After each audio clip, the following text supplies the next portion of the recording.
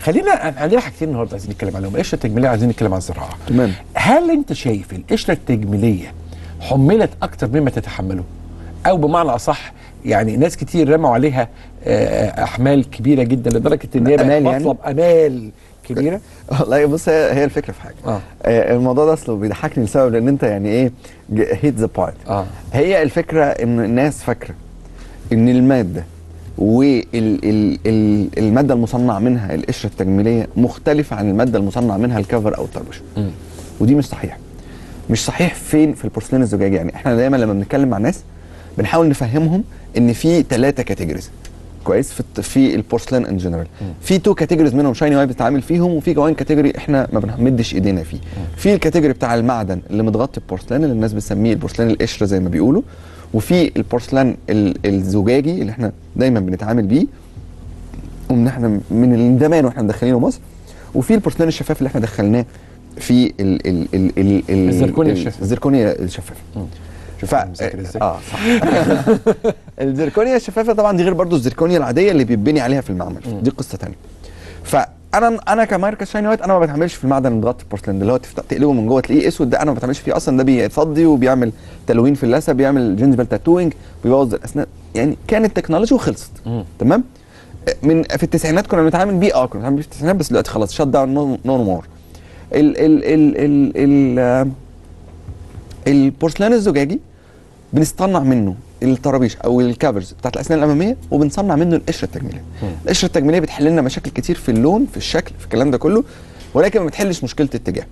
فبنحطها امتى؟ بنحطها لما انا يكون عندي الاسنان اتجاهها مظبوط، وطولها مثلا ممكن يبقى قصير شويه، فممكن اشكل اللثه واطولها شويه. ممكن احطها في حالات التلوين الوراثي، ان يبقى في ناس عندهم بطش بيضه وبني والكلام ده كله، لان انا بشيل طبقه سمكها 1 مللي من على السطح الخارجي بس للسن. تمام. فرضا مثلا عندي مشكله اتجاه، عندي اسنان بارزه لبره، فبيبقى عندي في اتجاهين، يا اما ان انا احط كافرز كامله اعدل بيها شكل الاسنان، يا اما ان انا احط بيها اعمل تقويم شفاف واحط بعديها قشره تجميليه. يعني اعدل الاتجاه باستخدام التقويم، وبعد كده احط قشره تجميليه عشان اقلل حجم البرد.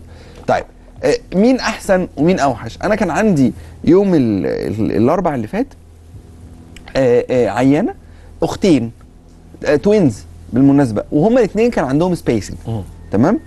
واحده كان عندها كونجينيتال ميسنج لاترال، القاطع الصغير ده مش موجود هنا وهنا، والثانيه نفس السيناريو، بس هما توينز واسنانهم شكلها قريب جدا لبعض، ولكن واحده اخترت لها ان انا اعمل لها قشره تجميليه بعد التقويم الشفاف. يعني قلت لها انت هتقعدي معايا من 3 ل 8 شهور وبعدين هنعمل لك قشره تجميليه على الاسنان.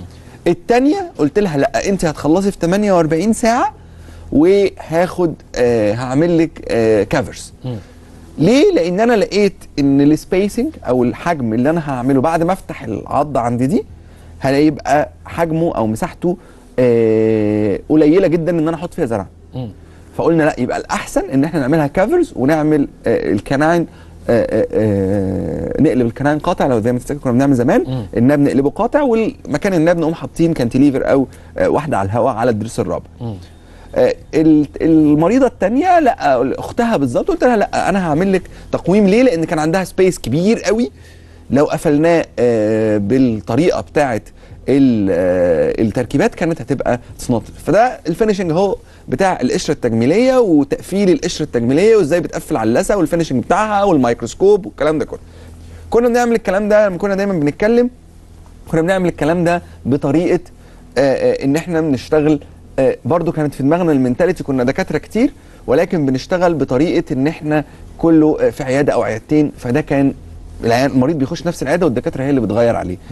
فده كان بياخد وقت كتير قوي. كانت العيادات بتبقى في تنقيل من الادوات بشكل كبير، كانت كان المريض زحمه كبيره. كان الحقيقه المرضى كانوا بيشتكوا ان احنا كان عندنا زحمه، وكانت الدنيا بيحسوا بالبتاع، لان كنا عايزين نعمل ذا بيست، وفي نفس الوقت الورك فلو كنا مش عايزين نقوم المريض. شفنا ان احنا لما ننقل المريض اسهل بكتير جدا. عملنا من لما ننقل العيادات، فابتدينا قسمنا المركز زي مستشفى صغيره اقسام.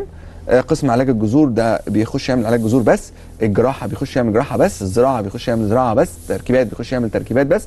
ده بالاضافه لان المنطقه اللي بنصور فيها ونعمل الديزاين هو اكوزيشن يونت، الاوض بتاعت الاكوزيشن، والمنطقه اللي بنعمل فيها عملنا فيري سبيشاليزد لاب نعمل فيه الديزاين والخرط والكلام ده كله ونخش نفرج المريض عليه.